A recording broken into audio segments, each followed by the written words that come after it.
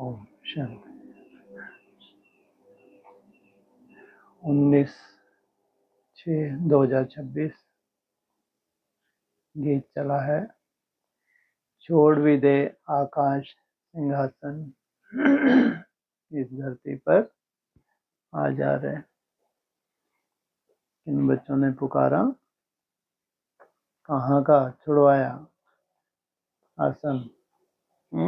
आकाश सिंहासन अर्थात कहाँ रहते हैं? ये हमेशा ही परम धाम में रहते हैं।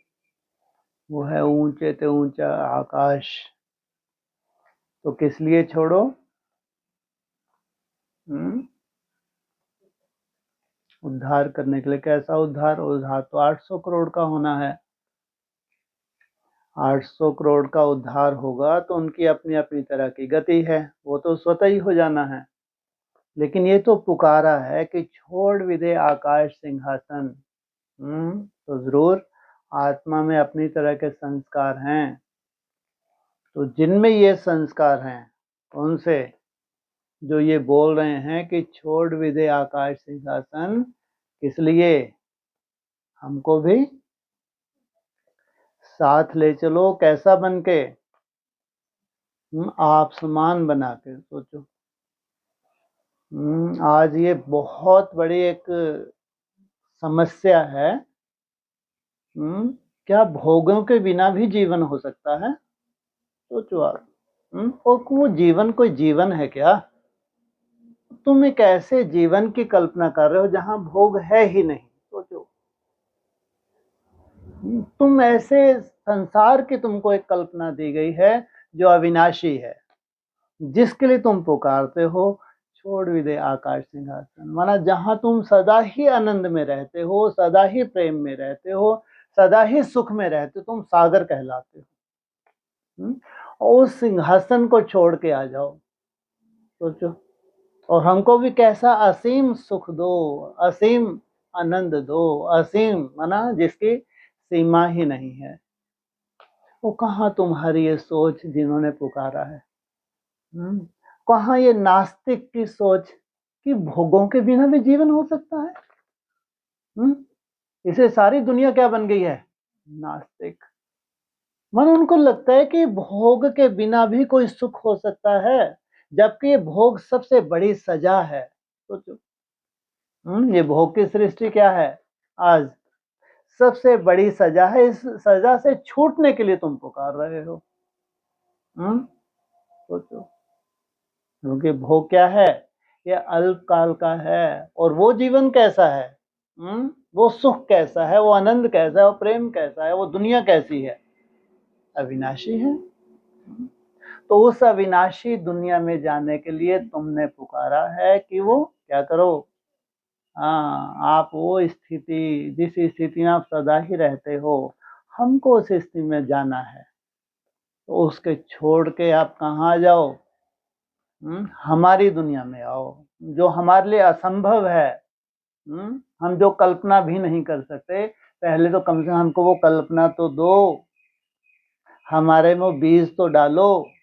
सोचो, कल्पना तो थी पहले भी शास्त्रों में, लेकिन क्या सोचते थे? शास्त्रों की जो कल्पनाएं थी तो उस हिसाब से हमने मेहनत की, जन्म जन्मांतर ऐसा नहीं की। लेकिन अब इतने कमजोर पड़ गए हैं कि आज कल्पना करना हमारे लिए क्या हो गया? असंभव। इसलिए अभी हमने कलयुग का जब अंत हो जाता है, तब भगवान को जब बहुत कमजोर हो जाती है आत्मा, फिर पुकारती है। वो कहाँ जाने के लिए? कहाँ इतनी बड़ी कमजोरी, और कहाँ तुमको कहाँ जाना है? घर जाना है। सोचो, और उससे पहले अविनाशी दुनिया। कभी कल्पना होती है उस अविनाशी दुनिया की? विनाशी दुनिया नहीं। सत्युग त्रेता भी ये भी क्या है? डाउनफॉल। लेकिन कौन सी दुनिया है तुम्हारी अविनाशी, जो तुमको इसी शरीर रहते रहते चाहिए? ब्रह्मा बाबा ने शरीर छोड़ा तब मिली। वो दुनिया सदा ही थी, ऐसा नहीं है कि कोई अभी बनी है। वो दुनिया सदा ही थी और सदा ही रहती है। तो उस अविनाशी दुनिया में तुमको ये टारगेट मिला कि जीते जी तुमको क्या बनना है, फरिश्ता बनना है, ब्राह्मण सो फरिश्ता, फरिश्ता सो देवता। ये है तुम्हारा लक्ष्य, क्या, ब्राह्मण से जीते जी फरिश्ता बनना, फिर फरिश्ता बनने के बाद देवता बनना। इसलिए छोड़ भी दे आकाश सिंहासन, कहाँ जाओ, इस धरती पे आ जाओ जहां हम स्थूल में रह रहे हैं, एक ऐसे संसार में रह रहे हैं जहां चारों तरफ क्या है, दुख और अशांति है। दुख और अशांति का कारण क्या, देह भान। जितना जास्ती देह भान होगा उतनी जास्ती दुख और शांति होगी, जितना जास्ती उपराम होगा उतनी ही सुख शांति होगी। जितना जास्ती आत्म चिंतन करेगा उतना ही क्या होगा, सुख शांति। जितना जास्ती देह का चिंतन करेगा उतना ही दुख शांति। रिजल्ट क्या निकलती है, देह का जो बहुत चिंतन करते हैं, देह भान में रहते हैं, पूरा देह भान में बिताते हैं, तो उनकी इच्छाएं क्या है, कारण मेन इच्छाएं। जो इच्छाएं हैं वो फिर कैसे कर्म करवाती हैं, पाप कर्म करवाती हैं। पाप कर्म से फिर क्या होता है, जब पाप कर्म का बहुत बोझ चढ़ जाता है तो रिजल्ट क्या निकलती है, अकाल मृत्यु। तो वो अकाल मृत्यु वाली आत्माएं, तो सोचो उनकी दशा क्या होती है, उनका लोक कौन सा है? हाँ, बड़बुल्ला ट्रायंगल, ये उनका लोक है। जैसे तुम भी अपने लोक की कल्पना कर रहे हो। जब लौकिक दुनिया में हम लोग होते हैं, पिछले अनेक जन्मों में भी हम लोग जो स्वर्ग की कल्पना करते हैं वो कहाँ है, ऊपर, और पाताल लोग कहाँ हैं, नीचे। बताते हैं पाताल में कैसी आत्माएं रहती हैं, राक्षस जैसी आत्माएं, जिनकी इच्छाएं इतनी होती हैं, इच्छाएं करके पाप कर्म होते हैं, फिर इच्छाओं की पूर्ति नहीं होती है, शरीर छोड़ता है तो उनको जाना पड़ता है पाताल लोक में। वो योनि कैसी है, वो भूत योनि है, प्रेत योनि है। और तुम फरिश्ता, वो देव योनि है। जो तुम एक कल्पना कर रहे हो वैसा अविनाशी संसार है, जहां क्या है, कैसा है जीवन, सदा सुखदाई जीवन है। इसलिए अभी वर्तमान समय ये खेल चल रहा है। तुमने पुकारा है भगवान को, तुम्हारे लिए भगवान आए हैं, जहां से आए हैं वहीं ले जाने के लिए। मना फरिश्ताओं की दुनिया में जाना भी बहुत बड़ी प्राप्ति है, लेकिन वहां जब तुम पहुंचते हो तब जाके तुमको क्या दिखता है, हाँ, नेक्स्ट जो दर है, दरवाजा है, वो तुमको दिखता है, जहां से सिंहासन छोड़ के स्वयं बाप तुम्हारे लिए आते हैं। ओम शांति। मीठे मीठे सकीलधे बच्चों ने गीत सुना, इस गीत से सर्वव्यापी का ज्ञान तो उड़ जाता है। सर्वव्यापी है तो सभी जगह व्याप्त है, फिर तो हमारे अंदर भी व्याप्त है, फिर कहाँ का क्या छोड़ने वाली बात। अगर वो एक है तो जरूर आता है, वो आता भी कब है, गीता में क्या लिखा है, हाँ, कलयुग के अंत में जब धर्म की गलानी होती है तब मैं आता हूँ। याद करते हैं। अब भारत बहुत दुखी है, क्यों, भारत बहुत दुखी है, बाकी संसार सुखी है क्या? भारत बहुत दुखी है, क्यों? उसके मतलब भारत बहुत गरीब भी है। जब ये मुरली चल रही थी तो उस वक्त क्या था, भारत में बहुत गरीबी थी। अभी तो धीरे धीरे ठीक हो रहा है। लेकिन और विदेशों में क्या लगा हुआ है, पैंट शो। सोचो, स्वर्ग स्वर्ग जैसा दिख रहा है, भारतवासी छोड़ छोड़ के कहाँ जा रहे हैं। और कहाँ भारत सोने की चिड़िया था, सोचो। भारत कभी सोने की चिड़िया, सोने के सिक्के चलते थे, ये थे भारतवासी। और आज भारतवासी कंगाल दुखी हो गए हैं। याद करते हैं, अब भारत बहुत दुखी है। ड्रामा अनुसार यह सब गीत बने हैं, किसकी प्रेरणा से? कहते हैं वो अव्यक्त आत्माएं हैं, वो प्रेरणा देती हैं। असल में जो भी गीत मुरली में चलते हैं ये है अर्थ सहित, दुनिया वाले नहीं जानते। वो अपने हिसाब से गीतों का अर्थ निकालते हैं। उनके भगवान कौन? जो देहधारी भगवान है वो देह में रहते हैं, देहधारी भगवान। बाबा क्या कहते हैं? यह है भूत पूजा। मुरली में क्या बोलते हैं? देहों की पूजा क्या है? भूत पूजा। देहधारियों की पूजा, जैसे राम और कृष्ण, ये भी क्या है? देह है ना। तो इसलिए बाबा क्या कहते हैं? यह है सब भूत पूजा। बाप आते हैं पतितों को पावन करने व दुखियों को दुख से लिबरेट कर सुख देने के लिए। बच्चे जान गए हैं वही बाप आया हुआ है। क्या करता है? छुड़ाने के लिए आया है। बच्चों को पहचान मिल गई है। छूटने के लिए भी क्या चाहिए? पहले पहचान चाहिए। अगर पहचान ही नहीं है तो छूटोगे कैसे? मालूम तो पड़े तुमको कैसा बनना है। पहचान किस लिए दी है? क्योंकि वैसा तुम बनना है, इसलिए तुमको पहचान दी है। स्वयं बैठ बतलाते हैं, मैं साधारण तन में प्रवेश कर सारी सृष्टि के आदि मध्य अंत का राज सुनाता हूँ। सारी सृष्टि क्या है? एक छोटा सा मॉडल है। सोचो, इतनी बड़ी सृष्टि। साकार मूल्य ने क्या बोला है? छोटा सा मॉडल है हमारे लिए। तो ऐसा लगता है बाप रे बाप, इतनी बड़ी सृष्टि, जबकि छोटा सा मॉडल है। तो असली सृष्टि है कौन सी?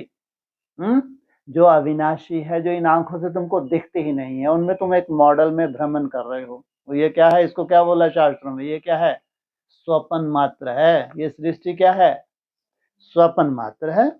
तो इसका आदि मध्य अंत का राज सुनाता हूँ। सृष्टि एक ही है, सिर्फ नई और पुरानी होती है। क्या 800 करोड़ की हो गई? अब जब नई होगी तो कितनी बड़ी होगी? छोटी। कितनी छोटी? 3-4 लाख एकदम से। सृष्टि की जब नई की शुरुआत होती है तो एक वंडरफुल छोटा सा गांव होता है। वहां से फिर धीरे धीरे सृष्टि वृद्धि को पाती है। जैसे शरीर बचपन में नया होता है, फिर पुराना होता है। नया शरीर, पुराना शरीर, दो शरीर तो नहीं कहेंगे ना। क्या पुराने को ही क्या किया? नया बनाया है। एक ही, सिर्फ नए से पुराना बनता है। नया है तो सतो प्रधान है। फिर धीरे धीरे जब तमो प्रधान बनता है तो शरीर में व्याधि आने लगती हैं। वैसे दुनिया भी एक ही है, नए से अब पुरानी होती है। नई कब थी यह फिर कोई बता ना सके। वो क्या कहते हैं? सतयुग कब था? लाखों वर्ष की बात ले गए हैं। बाप आकर समझाते हैं, बच्चे जब नई दुनिया थी तो भारत नया था, सतयुग कहा जाता था। वही भारत फिर पुराना बना है। पुराना बना है तो तामसी बना है। इसको पुराने ओल्ड वर्ल्ड कहा जाता है। न्यू वर्ल्ड से फिर ओल्ड बनी है, फिर उनको नया जरूर बनना है। जब न्यू बन जाएगी तो क्या कहेंगे? न्यू मैन ऑफ द, कहाँ का है? पहला पहला new man of the world. नई दुनिया का बच्चों ने साक्षात्कार किया है। अच्छा, उस नई दुनिया के मालिक कौन थे? बरोबर यह लक्ष्मी नारायण थे। आदि सनातन देवी देवता उस दुनिया के मालिक थे। यह बाप बच्चों को समझा रहे हैं। बाप कहते हैं अब निरंतर यही याद करो। क्या? जिस दुनिया में तुमको जाना है, ताकि इस दुनिया से तुमको वैराग्य हो। जिस दुनिया में जाना है उसी को निरंतर याद करो। बाप परम धाम से हमको पढ़ाने, राजयोग सिखाने आए हैं। कहाँ से आए हैं? क्योंकि वहां तुमको ले जाना है राजयोग सिखा के। परम धाम कैसी? परम स्टेज पे ले जाना है। महिमा सारी उस एक की है, इनकी महिमा कुछ नहीं है। इस समय सब तुच्छ बुद्धि हैं, कुछ नहीं समझते, इसलिए मैं आता हूं। तब तो गीत भी बनाया है। तुच्छ बुद्धि कब कहते हैं? स्वच्छ बुद्धि और तुच्छ बुद्धि, माना ऐसा कोट कोट के देहभान भरा हुआ है। तो ये सब उनके लिए क्या है? सब काल्पनिक बातें हैं। तब तो ये गीत बनाया हुआ है। सर्वव्यापी का ज्ञान तो उड़ जाता है। हर एक का पार्ट अपना अपना है। बाप बार बार कहते हैं, देहे अभिमान छोड़ तुम आत्म अभिमानी बनो। अगर तुमने बुलाया है सिंहासन छोड़ कर आओ, तो फिर अगर मेरे समान बनना है तो क्या पहले पहले तुम क्या करो? ये सबसे बड़ी कंडीशन है। आत्म अभिमानी बनो और ऑर्गन्स द्वारा शिक्षा धारण करो। क्या है ये ऑर्गन्स? सुनने के लिए हैं, देखने के लिए हैं, कर्म करने के लिए हैं, लेकिन प्रैक्टिकल इनको जो ज्ञान मिल रहा है जीवन में धारण करो। भल इस बाबा को चलते फिरते देखते हो, परंतु याद शिव बाबा को करो। ऐसे ही समझो शिव बाबा ही सब कुछ करते हैं, ब्रह्मा है नहीं। भल इनका रूप इन आंखों से दिखाई पड़ता है, तुम्हारी बुद्धि शिव बाबा की तरफ जानी चाहिए। शिव बाबा ने ही तो इनकी आत्मा, इनका शरीर, शिव बाबा ना हो तो इनकी आत्मा, इनका शरीर कोई काम का नहीं। काम का कब था? जब तुमको नॉलेज सुनानी थी। नॉलेज भी सुनाई है तो इसने भी सुनी। इसने भी किस लिए सुनी? इसको भी धारण करनी थी। तो ये कोई काम का नहीं जब तक अगर शिव बाबा नहीं है। हमेशा समझो इसमें शिव बाबा है, वह इन द्वारा पढ़ाते हैं। तुम्हारा यह टीचर नहीं है, सुप्रीम टीचर वह है, उनको याद करना है। कभी भी जिस्म को याद नहीं करना, कभी भी। सोचो, अक्सर जिस्म की याद बनी रहती है, तो कितनी मेहनत करनी है।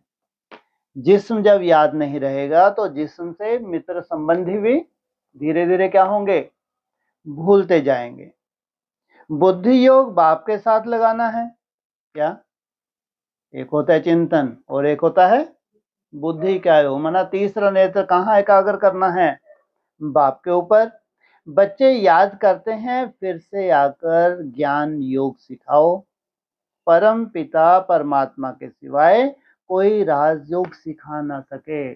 परम पिता शिव, परम आत्मा अर्थात वो छठा ब्रह्म तत्व बच्चों की बुद्धि में है, वही बैठ गीता का ज्ञान सुनाते हैं। फिर यह नॉलेज प्राय लोप हो जाता है, वहां दरकार ही नहीं है। राजधानी स्थापन हो रही है, सदगति हो जाती है।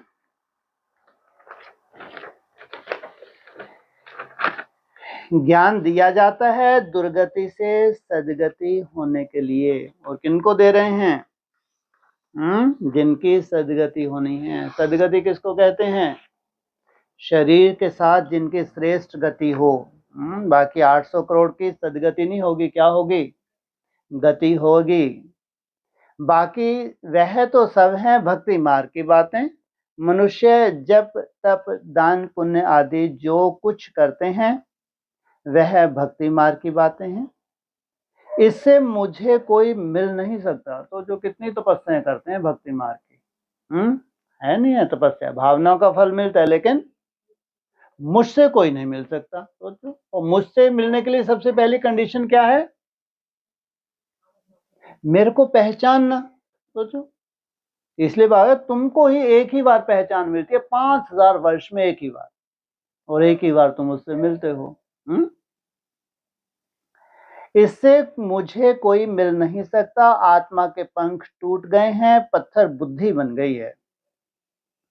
पत्थर से फिर पारस बनाने मुझे आना पड़ता है। क्या क्वालिटी आ जाएगी जब पारस बन जाओगे? जो लोहे जैसी आत्माएं हैं वो तुम्हारे संपर्क में आएंगी तो कौन सी दुनिया के भांति बन जाएंगी? सोने की दुनिया। बाप कहते हैं अब कितने मनुष्य हैं?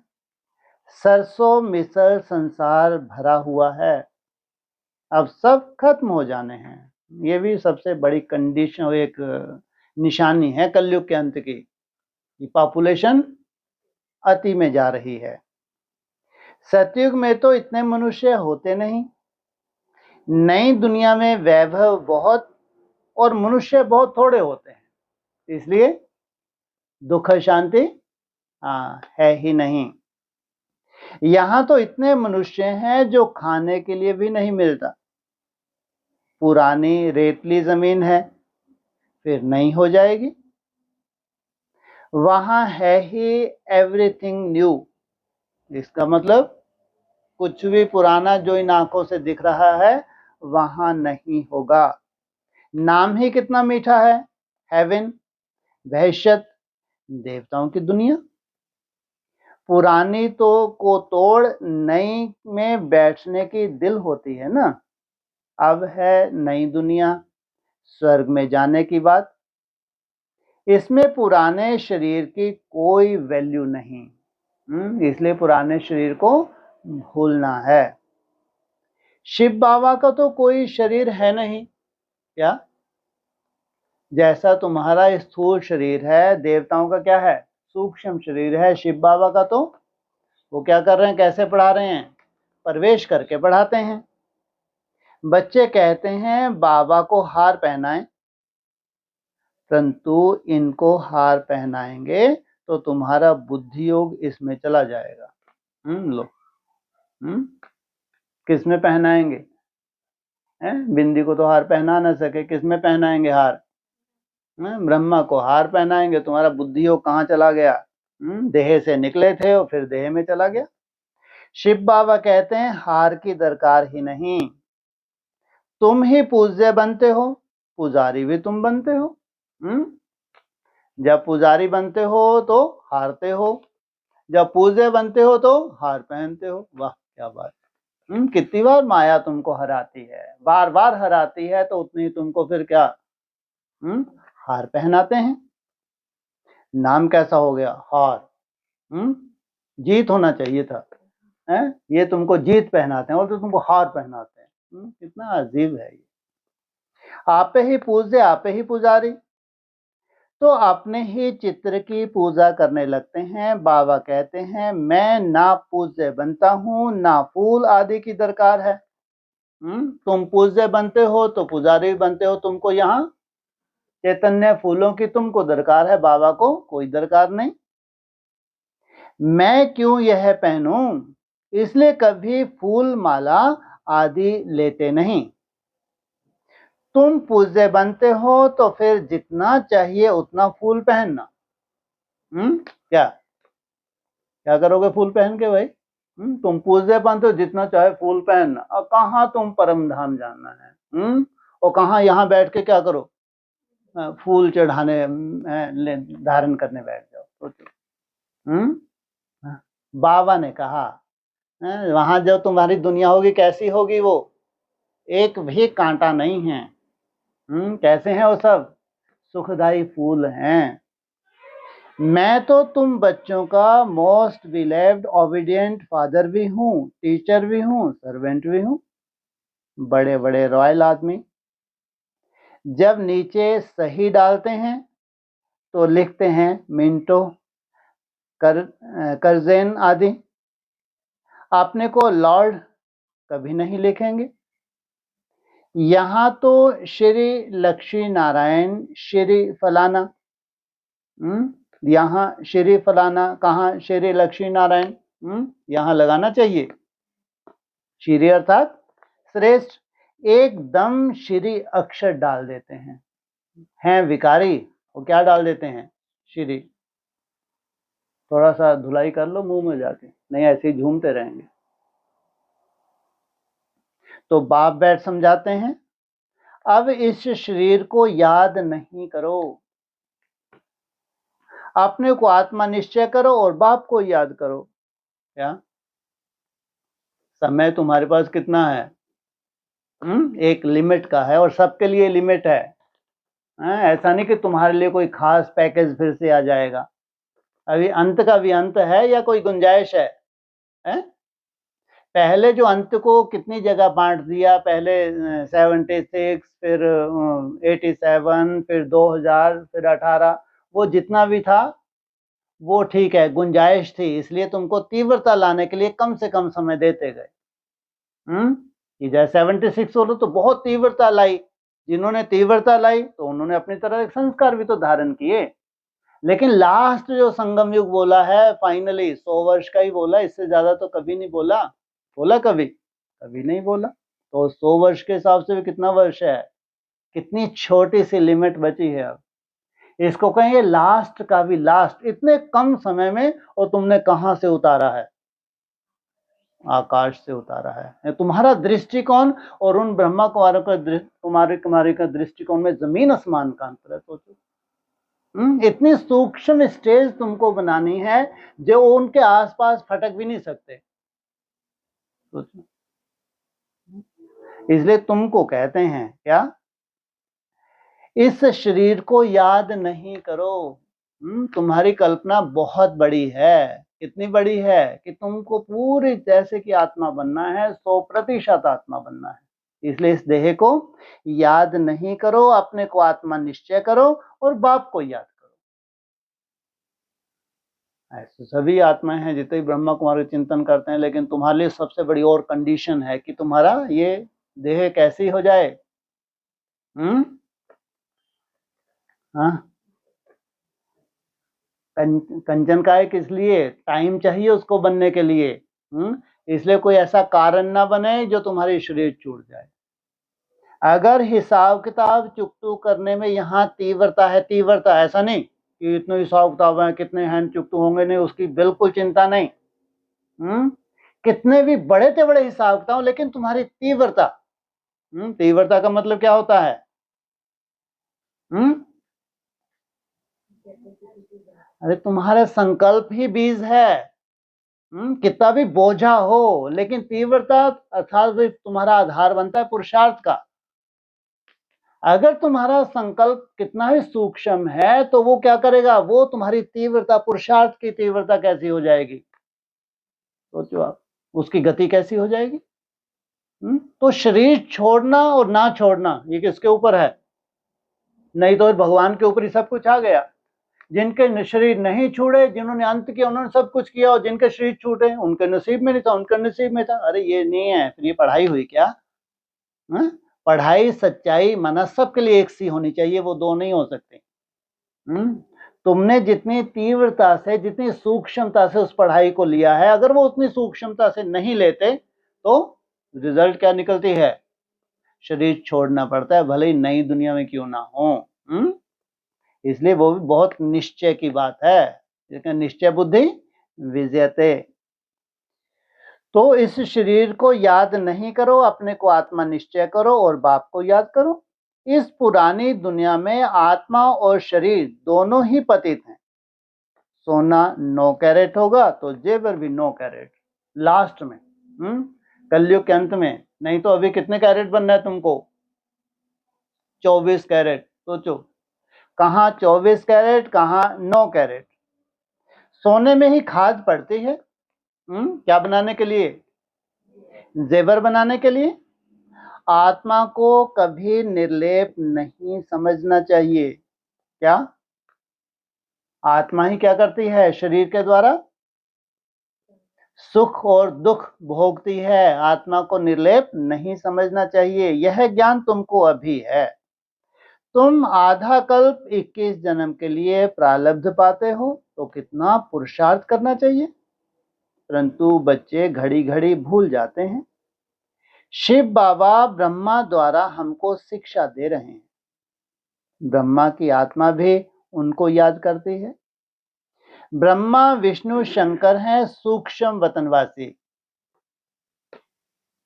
बाप पहले सूक्ष्म सृष्टि रचते हैं। निर्वाण धाम ऊंच से ऊंच धाम है। क्या क्या किया? पहले क्या की? कौन सी सृष्टि? सूक्ष्म सृष्टि। फिर उस सूक्ष्म सृष्टि से कौन सी सृष्टि रची? स्थूल सृष्टि। फिर स्थूल सृष्टि पे वैल्यूएबल एक्टर्स को भेजा गया।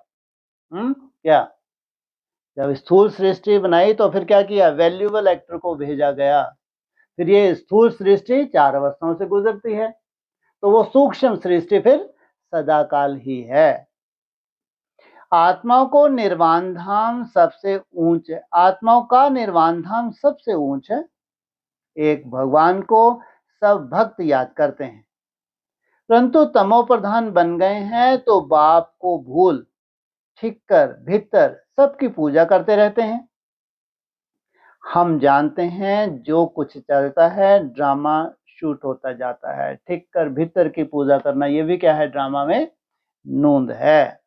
ड्रामा में एक बार जो शूटिंग होती है, समझो बीच में कोई पंछी आदि उड़ता है तो वही घड़ी घड़ी रिपीट होता रहेगा। क्या बीच में कोई पंछी उड़ा और फिर 5000 वर्ष के बाद वो अपने समय पे क्या करेगा, फिर से उड़ेगा। इसलिए तुमको क्या नहीं चिंता होनी चाहिए। हम कभी उड़ भी पाएंगे? है? हमने कल्पना तो बहुत बड़ी की है, लेकिन बीच में अब कब अचानक तुम उड़ जाओ और उड़ के कहाँ जाओगे? सूक्ष्म वतन, सीधा परम धाम पहुंच जाओगे उड़ के। अरे फरिश्तों की दुनिया पहले उड़ के मिलती है। अच्छा देखो कितना सुंदर है, ये तो अंडरलाइन करने वाला पॉइंट है नई दुनिया के लिए। क्या कहा? समझो बीच में कोई पंछी आदि उड़ता है तो वही घड़ी घड़ी रिपीट होता रहेगा। पतंगा उड़ता हुआ शूट हो गया तो फिर रिपीट होता रहेगा। इसलिए हम क्या बच्चा बुद्धि क्या कहते हैं, अगर ये मक्खी बैठी है तो 5000 वर्ष का यहीं बैठेगी आके। सार रूप में बाबा क्या कहना चाहता था कि ये ड्रामा हूबहू रिपीट हो रहा है। इसका मतलब क्या है, तुम जो पार्टधारी हो तुम्हारा ये क्या है, ये हूबहू क्या हो रहा है, रिपीट हो रहा है। तो इसलिए हाथ के ऊपर हाथ रख के क्या करना चाहिए, बैठ जाना चाहिए। है? वो एक समझ है जो बाप ने दी है। कहाँ बिंदी लगाने के लिए, जो पास्ट बीत चुका उसको स्टॉप करने के लिए, ताकि तुम्हारा टाइम वेस्ट ना हो। और भविष्य की तुमको दी है समझ, वो भी ऊंच पद पाने के लिए, वो है तुम्हारा कर्म। यह भी ड्रामा का सेकंड सेकंड रिपीट होता जाता है, शूट होता रहता है। ड्रामा जो है, जो नया ड्रामा बनने जा रहा है, वो भी क्या हो रहा है, सेकंड सेकंड रिपीट हो रहा है। यह बना बनाया ड्रामा है। क्या पहले से क्या है, कितना निश्चिंत है, बना बनाया ड्रामा है। कौन है निश्चिंत? ड्रामा। बाप निश्चिंत। बाप ड्रामा भी रचना है तो वो भी निश्चिंत। तुम एक्टर्स हो, सारे ड्रामा को साक्षी हो, देखते हो। एक एक सेकंड ड्रामा अनुसार पास होता है। अब तुम्हारा कितना वैल्यूबल है एक एक सेकंड। पत्ता हिला, ड्रामा पास हुआ। छोटी मोटी परिस्थिति है तो चैतन्य पत्ता क्या हुआ, हिला। तो क्या कर रहे हैं, क्या कहा, क्या हो गया, हिसाब किताब चुकतू हो गया। ऐसे नहीं पत्ता पत्ता भगवान के हुक्म से चलता है कि बैठ के भगवान हवा मार रहे तुम्हारा पेपर लू में। नहीं, यह सब ड्रामा में नूंद है। इनको अच्छी रीति समझना पड़ता है। बाप ही आकर राजयोग सिखाते हैं और ड्रामा की नॉलेज देते हैं। क्या बाप जब तुमको राजयोग सिखाते हैं तो तुमको ड्रामा की नॉलेज भी देते हैं। चित्र भी कितने अच्छे बने हुए हैं। संगम युग पर घड़ी का कांटा भी लगा हुआ है, ये है तुम्हारे लिए खास।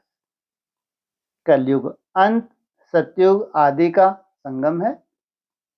अभी पुरानी दुनिया में अनेक धर्म है, नई दुनिया में फिर यह नहीं होंगे। तुम बच्चे हमेशा ऐसे समझो, हमको बाप पढ़ाते हैं, हम गॉडली स्टूडेंट हैं। भगवान आज मैं तुमको राजाओं का राजा बनाता हूँ। राजे लोग भी लक्ष्मी नारायण को पूजते हैं, तो उन्हों को पूज्य बनाने वाला मैं हूँ। जो पूज्य थे वह अब पुजारी हो गए हैं। तो तुम बच्चे समझ गए हो, हम सो पूज्य थे फिर हम सो पुजारी बने। बाबा तो नहीं बनते हैं, क्यों? बाबा ना पूज्य बनता है ना पुजारी बनता है। वो तुमको क्या बनाते हैं, पूज्य बनाते हैं। उनके लिए क्या कहते हैं, वो सदा ही एवर पूज्य है। बाबा कहते हैं मैं पुजारी हूँ ना पूज्य बनता हूँ, इसलिए मैं ना हार पहनता हूँ ना पहनाने पड़ते हैं। फिर हम क्यों फूलों को स्वीकार करें? तुम भी स्वीकार नहीं कर सकते हो। सोचो, ये सुखदाई हैं फूल, ये कांटे नहीं हैं, लेकिन तुम स्वीकार नहीं कर सकते। क्यों? अरे कांटे थोड़ी हैं, तुम स्वीकार नहीं कर सकते बात को। और तुम स्वीकार नहीं कर सकते फूलों को, जबकि कांटे नहीं है, दुखदाई नहीं है ये, लेकिन अरे स्वीकार करने की बात है। अरे बाप कहाँ है? तुमको बनना है निराकारी, तुमको कोई संसार थोड़ी बसाना है यहाँ है।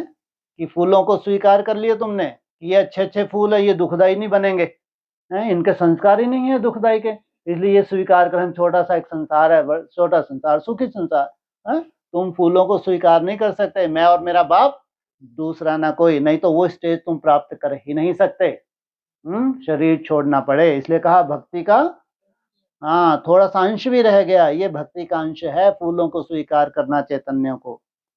कायदे अनुसार उन देवताओं का हक है, उनकी आत्मा और शरीर पवित्र है, कायदे अनुसार हक हो बात अलग, लेकिन तुम स्वीकार नहीं कर सकते। वही हकदार हैं फूलों के। वहां स्वर्ग में तो है ही खुशबूदार फूल। क्या प्रकृति भी कैसी है? सतो प्रधान है, फूल होते ही हैं खुशबू के लिए, पहनने के लिए भी होते हैं। बाप कहते हैं अभी तुम बच्चे विष्णु के गले का हार बनते हो। नंबरवार तुमको तख्त पर बैठना है। जिन्होंने जितना कल पहले पुरुषार्थ किया है अब करते हैं और करने लग पड़ेंगे।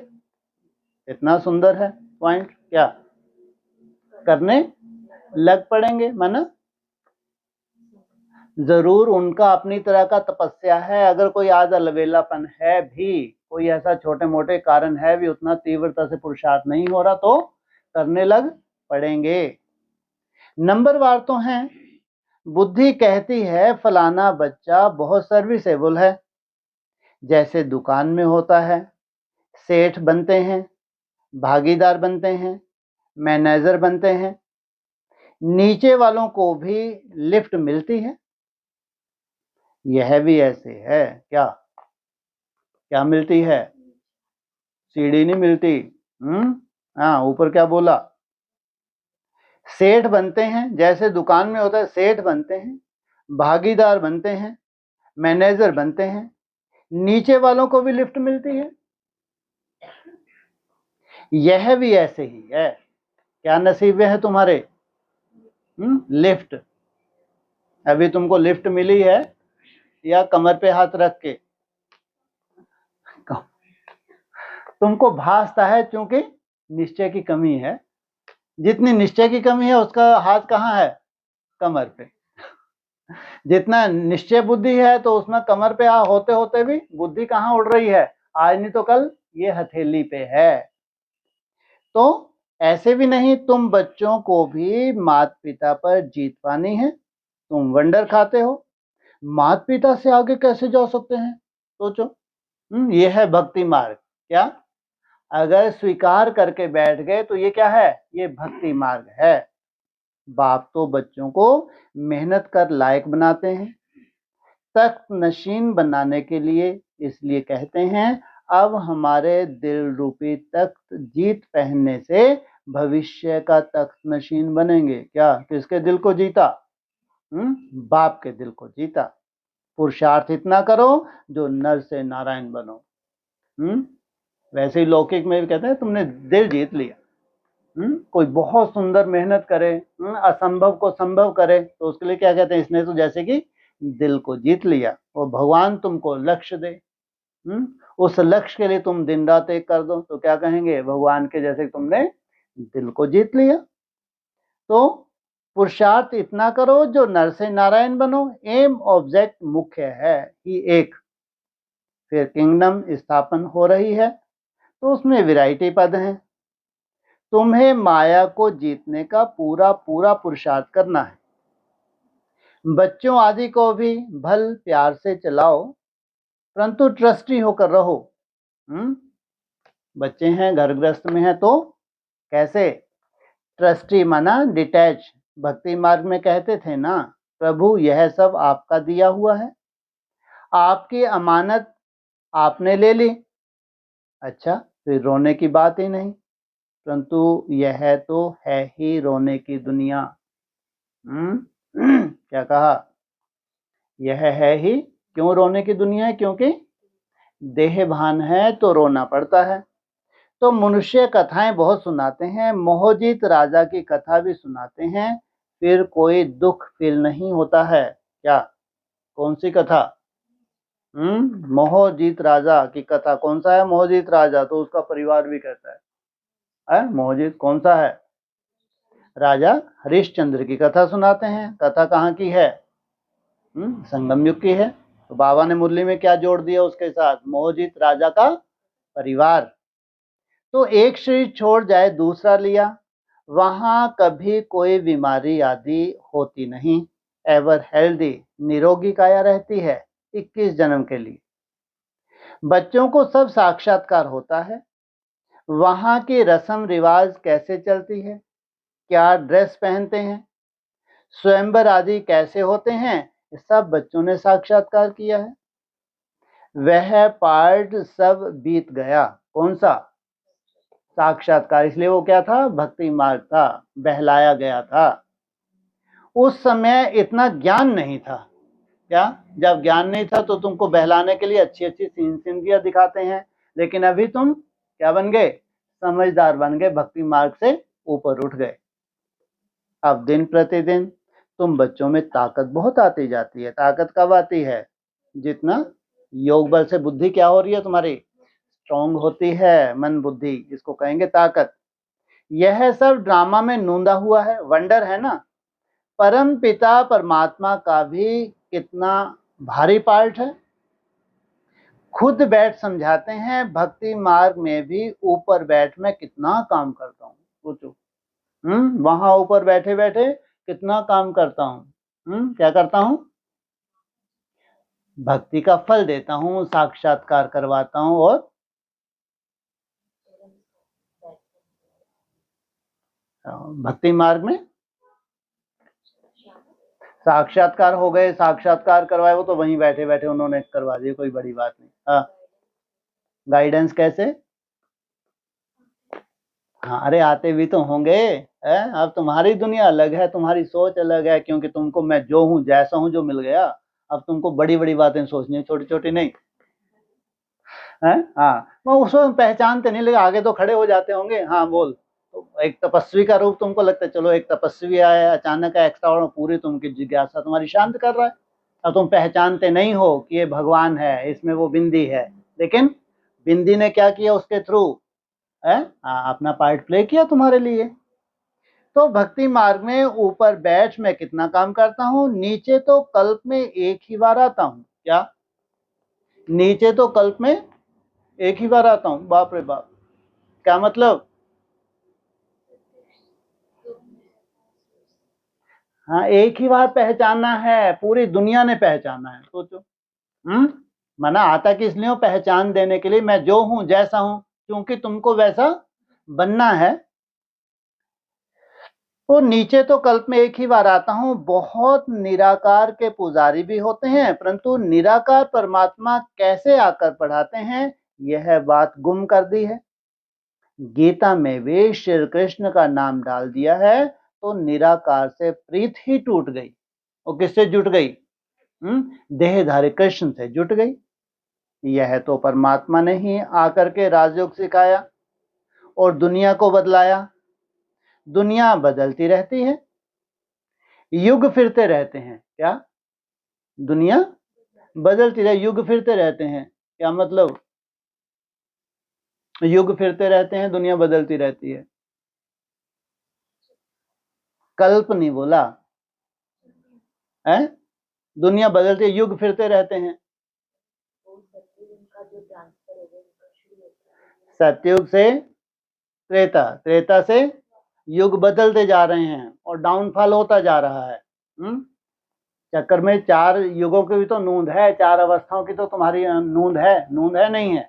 लेकिन इसमें भी क्या है? इसमें भी नंबरवार हैं। सोचो, उस नंबरवार होने की भी नून कहाँ हो जाती है? उसकी शूटिंग भी तुम यहाँ करते हो। तो सिखलाया है, दुनिया को बदलाया, दुनिया बदलती रहती है, युग फिरते रहते हैं, इस ड्रामा के चक्कर को अभी तुम समझ गए हो। युगों का फिरना कैसे होता है, युगों में कितना बड़ा संगम होता है, हर संगम के लगभग कितनी अवधि होती है, ये सब तुम अभी जानते हो। मनुष्य कुछ भी नहीं जानते, सत्युग के देवी देवताओं को भी नहीं जानते हैं, वो भी मनुष्य है। क्या हैं वो भी मनुष्य है, लेकिन उनको नहीं जानते, सिर्फ देवताओं की निशानियां रह गई हैं। तो बाप समझाते हैं, हमेशा ऐसे समझो हम शिव बाबा के हैं, शिव बाबा हमको पढ़ाते हैं, शिव बाबा इस ब्रह्मा द्वारा हमेशा शिक्षा देते हैं। शिव बाबा की याद में फिर बहुत मजा आता रहेगा, अभी तो नहीं आ रहा भाई। अभी तो कितनी बड़ी क्या लगती है, सबसे बड़ी मुसीबत हमको ही दी है। बड़ी से बड़ी मुसीबत किनके पल्ले पड़ी है? नई दुनिया वालों के लिए। और फिर अभी ये तो अंडरलाइन करेंगे अपन ना, शायद आगे चल के क्या हो। क्या बोला? शिव बाबा की याद में फिर बहुत मजा आता रहेगा। तो सोचो, कल से इसकी कल्पना ही कर लो, भगवान के महावाक्य हैं, शिव बाबा की याद ही है वहां भी, लेकिन वो अब मजा दे रही है। सोचो, जब तुम सतो प्रधान अवस्था को पकड़ोगे तो कैसा याद होगी? मजा देने वाली याद होगी। ऐसा गॉडफादर कौन? वह फादर भी है, टीचर भी है, सदगुरु भी है। कई बाप बच्चों को पढ़ाते भी हैं तो वह जरूर कहेंगे हमारा यह फादर टीचर है, परंतु वह गुरु भी हो ऐसे नहीं होते। हाँ, टीचर हो सकता है, फादर को गुरु कभी नहीं कहेंगे। इनका बाबा का फादर टीचर था, पढ़ाते थे। वह है हद का फादर टीचर, और यह है बेहद का फादर टीचर। तुम अपने को गॉडली स्टूडेंट समझो तो भी आहो सौभाग्य। कहाँ याद रहता है, अपना ही रोना पीटना लगा रहता है? सोचो, आहो सौभाग्य अगर क्या समझो कि भगवान हमको पढ़ाते हैं, गॉड फादर पढ़ाते हैं, कितना क्लियर है। बताइए, बाबा मुसीबत इसी बात की है कि हमको आप पढ़ा रहे हैं, तो आपकी पढ़ाई साधारण होगी क्या? और हम इतने साधारण, वो कलयुग के अंत में हम बैठे और आप हमको नसीब से मिल गए, इसलिए सबसे बड़ी मुसीबत कौन सी होगी हमारे लिए? बोलो, गॉडली स्टूडेंट। क्योंकि आप जैसा बनने में हमको जो भास रहा है, जो तकलीफ हो रही है, ऐसी तकलीफ तो किसी ब्रह्मा कुमार कुमारी को नहीं है। लेकिन फिर भी बाबा कहते हैं तुमको क्या होना चाहिए? अगर वो पढ़ा रहे हैं तो तुमको पास होना है, नहीं होना है? होना है, ये भी निश्चय बुद्धि। जितना तुम निश्चय बुद्धि हो तो तुम्हारा चेहरा भी क्या होगा? वो खिला रहेगा। तो कितना क्लियर है, तो कितना मीठा बाबा है। मीठी चीज को याद किया जाता है, जैसे आशिक माशूक का प्यार होता है, उनका विकार के लिए प्यार नहीं होता है, बस एक दो को देखते रहते हैं। तुम्हारा फिर है आत्माओं का परमात्मा बाप के साथ योग। आत्मा कहती है बाबा कितना ज्ञान का सागर, प्रेम का सागर है, इस पतित दुनिया पतित शरीर में आकर हमको कितना ऊंच बनाते हैं। गायन भी है, मनुष्य से देवता किए करत न लागी बार। सेकंड में बैकुंठ में जाते हैं, सेकंड में मनुष्य से देवता बन पड़ते हैं। यह है एम ऑब्जेक्ट, उसके लिए पढ़ाई करनी चाहिए। गुरु नानक ने भी कहा है मूत पलीती कपड़ धोए, लक्ष्य सोप है ना। बाबा कहते हैं मैं कितना अच्छा धोबी हूं, तुम्हारे वस्त्र, तुम्हारी आत्मा और शरीर कितना शुद्ध बनाता हूं। तो इनको कभी याद नहीं करना, क्योंकि ये भी क्या कर रहे हैं? अपनी आत्मा और वस्त्र को शुद्ध बना रहे हैं। यह सारा कार्य शिव बाबा का है, उनको ही याद करो। उनसे, इनसे मीठा वह है। वाह, क्या है? ये भी क्या है?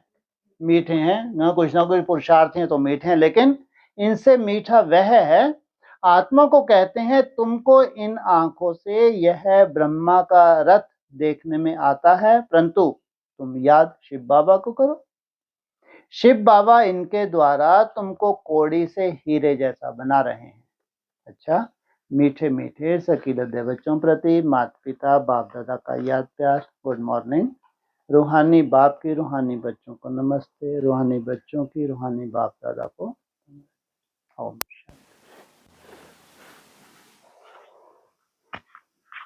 शांति। जैसे ये बोला ना कि आगे चलकर याद में तुमको अच्छा लगेगा या फिर मजा आएगा, तो जो लंबे समय से लगे हैं उनको कुछ ना कुछ मतलब वो छोड़ नहीं रहे तो भी तो उनको कुछ ना कुछ अनुभूति है, तभी तो आगे बढ़ रहे हैं। जो लंबे समय से याद कर रहे हैं। हाँ जी, अभी बोला ना कि मजा नहीं है, आगे हाँ, चल के आएगा। हाँ जी, हाँ, तो चलते जा रहे हैं, करते जा रहे हैं, फिर छोड़ नहीं रहे, तो ठीक है। उसका रीजन उसका रीजन है समझ, जो भविष्य की समझ मिली है, ये सबसे ज्ञान माना, उसके ऊपर जो निश्चय है। और सबसे बड़ी बात, जो मेन बात है कि ये जो थोड़ा सा समय बचा है, इस थोड़े समय में पूरा कार्य होना है। ये तो सबसे बड़ी सच्चाई है, लाखों ब्राह्मणों की सच्चाई है ये उनकी सच्चाई नहीं है जो बहुत टॉपर स्टूडेंट होंगे, बिल्कुल नहीं, ऐसा नहीं है। ये लाखों ब्रह्मा कुमार कौन की सच्चाई है, जो ये लास्ट का भी लास्ट समय है, संगम युग का। इस समय में, थोड़े समय में राजधानी स्थापन होनी है।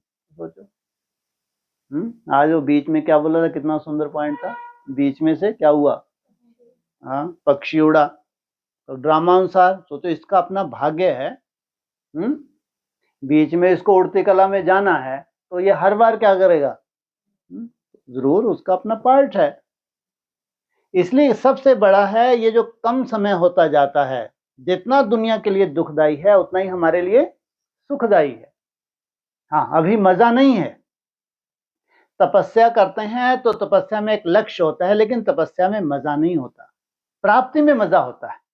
लेकिन जो तुम्हारा लक्ष्य होता है वो तुमको तपस्या करवाता है। लक्ष्य जितना बड़ा है उतना ही जास्ती तपस्या होगी, लक्ष्य जितना छोटा है उतनी वैसी तुम्हारी तपस्या होगी।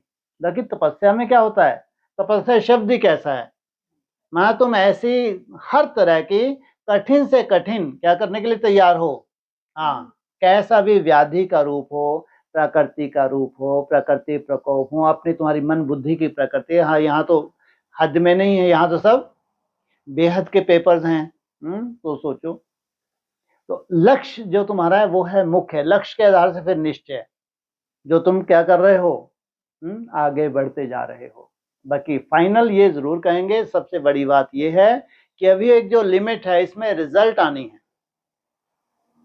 जो हमारी सबकी बुद्धि में एक सुंदर पॉइंट बैठा हुआ है कि सबके रिजल्ट एक साथ निकलने वाली है। सब फाइनल स्टेज में नहीं होंगे, लेकिन सबके रिजल्ट अगर एक साथ निकलनी है तो वो एक निश्चित टाइम है। सोचो ये कितनी बड़ी बात है। ये जो 8-10 साल का जो पीरियड है, इसमें सबके रिजल्ट आउट होने का समय है। इसलिए तुम आज की डेट में अपनी स्टेज को नहीं देख सकते, तुम किसी स्टेज पे हो कहाँ नहीं हो। क्या देखना है तुमको, कितनी तीव्रता से तुम मेहनत कर रहे हो, बस। स्टेज को नहीं देख सकते, लेकिन तीव्रता से तुम जो मेहनत कर रहे हो, इसके आधार से ही तुम्हारा फिक्सेशन होने वाला है। इसलिए ऐसा नहीं कि तुम्हारा जो फिक्सेशन हो उससे पहले कोई बहुत बड़ी अनुभूतियां होंगी तुम्हारे पास, एकाग्रता की कोई पराकाष्ठा होगी तुम्हारे पास, ऐसा नहीं है। लेकिन पराकाष्ठा की एकाग्रता धारण करने के लिए जो तुम मेहनत कर रहे हो, जो मेहनत है, उसके आधार से तुम्हारा फिक्सेशन होगा। और वो टाइम फिक्स है, वो आगे पीछे नहीं। उस टाइम तक आते आते उधर तुम जाते जाते, तुम्हारी जो मेहनत है, कंटिन्यू जो मेहनत है, वो टाइम आया और फिर क्या होगा, तुम्हारी मेहनत समाप्त। क्या मतलब, नेचर सब कुछ आउट हो गया। फिर तो जो तुम्हारा फिक्सेशन है स्वतः ही ड्रामा अनुसार, स्वतः ही तुम इतनी सुंदर कठपुतली बन जाओगे, स्वतः। इसलिए बाबा कहते हैं ना, आगे चल के तुमको ड्रामा बहुत मदद करेगा। उसमें डरने की बात भी होती है कि ड्रामा की ऐसी सीन है, लेकिन तुमको वैराग आता है। अभी जो समय है, जो सामने खड़ा है, उसमें क्या होगा? तुमको वैराग आ रहा है, लेकिन वहां तक कि तुम्हारी चाल बढ़ेगी। कहां तक? जब आउट होना है, 1 सेकंड सबके लिए जो आने वाला है, जब पेपर आउट हो, सॉरी, रिजल्ट आउट होगी, तो वहां तक तुम्हारी तीव्र गति, कुछ तो ये तुमको मदद कर रही हैं, जो भी सीनरियां हैं वो भी तुमको मदद करेंगी। लेकिन याद क्या रखना है कि हाँ, आउट जो रिजल्ट आउट हो वो नंबरवार नहीं है, सॉरी, रिजल्ट सबकी एक साथ ही आउट होने वाली है। वो समय भी तुमको मालूम है। जैसे स्टूडेंट्स को क्या मालूम पड़ता है, क्या होता है याद? एग्जाम कब होने हैं और रिजल्ट कब आउट होने हैं। मोस्टली मालूम पड़ता है स्टूडेंट को कि कितने मार्क्स में हो जाना है सब खेल, हैं जी? जब हाँ 12 मार्क्स है, पूरा 10-12 मार्क्स का पूरा खेल रहता है, स्टूडेंट को मालूम होता है। इसलिए बीच में टीचर्स भी आजकल होशियार हैं, पहले भी थे तिमाही, फिर अब तो बीच बीच में और भी होते होंगे, छिमाही, निमाही, ऐसे एडिशन भी करते जाते हैं, लेकिन फाइनल डेट पहले ही अनाउंस हो जाती है। और हम लोग हर बार अव्यक्त वाणी में आता है कि हमको कम से कम डेट तो बता दो, हम वैसे तैयारी कर लें। सोचो, जब भी अव्यक्त वाणी चलती थी हम लाखों इसी लालायित होते थे, एक बार बस आप डेट बता दो, फिर देखना हमारा पुरुषार्थ। कभी डेट बताई उन्होंने? वो क्या बोलते थे, वो क्या बन जाओगे तुम? डेट कॉन्शियस बन जाओगे, बस डेट को ही देखते रहोगे। क्योंकि मृत्यु तो कभी भी आ सकती है, तुमको ये थोड़ी मालूम है कि तुम्हारी हवा कब निकलनी है, ये थोड़ी मालूम है ना। तो इसलिए क्या बोला, हर घड़ी क्या समझो, अंतिम घड़ी समझो, लेकिन कभी डेट नहीं बताई। लेकिन कायदा क्या है स्कूल का? डेट पता होनी चाहिए। और तुम कह रहे हो कभी डेट नहीं बताई, चलो डेट ना, ईयर मान लो, कहना ठीक रहेगा ना, है ना? तो 76 का ईयर नहीं बताया था क्या? बताया था, क्यों नहीं बताई भाई? तो कुछ भी नहीं हुआ? अरे कुछ नहीं हुआ। उस वक्त जिन्होंने जो संस्कार धारण कर लिए जिस तीव्रता से, अगर शरीर भी छोड़ दिया तो उनमें अपनी तरह का क्या धारण करके गए हैं वो? हाँ, वो संस्कार धारण करके हैं भाई, वो अविनाशी हैं। ये केवल बाप जानता है, ध्यान रखना, इस सच्चाई को केवल बाप जानता है। भले ही सबने क्या सिद्ध कर दिया कि ब्रह्मा बाबा ने जो कुछ बोले सब झूठ सिद्ध हो गया, कोई विनाश नहीं हुआ, लेकिन उसके पीछे कितना सुंदर रूपरेखा बनी हुई थी। जिन पुरुषार्थियों को श्रेष्ठ पुरुषार्थ कराना था, तो उनके लिए 76 क्या कर दिया था? अनाउंसमेंट पहले से ही कर दी थी 10 वर्ष। ऐसे कम से कम हे भाग्यशाली नई दुनिया की आत्माओं, तुमको भी लास्ट में क्या हुआ है, कितने समय का? हाँ, तुमको भी तो डेट मिली नहीं मिली है, डेट नहीं मिली, कम से कम ईयर तो मिला, डेट तो अपन ढूंढ ही लेंगे है। और डेट जब ईयर मिल गया तो कम बात है क्या? किसी ब्रह्मा कुमार को नहीं मिला और ना वो इन बातों पे यकीन करेंगे, किसी एडवांस पार्टी ना वो बातों को यकीन करें, क्योंकि उनके लिए नहीं है। जो तीव्र पुरुषार्थी आत्माएं हैं, स्टूडेंट है, उनको चाहिए। सोचो, और तुम्हारे लिए वो ईयर कौन सा है? 34। कितने सुंदर तरीके से, कितने अच्छे स्टूडेंट हो तुम, एकदम तुमको याद है ना? तो सोचो 34 तक, जो 34 तुम्हारी तरफ बढ़ रहा है, तुम उसकी तरफ बढ़ रहे हो। तुम्हारे पुरुषार्थ की तीव्रता, तो अगर 34 है तो समझो 34 में रिजल्ट आउट होनी है। तुम ये मत सोचो कैसे हैं आप, ठीक है, क्या मत सोचो।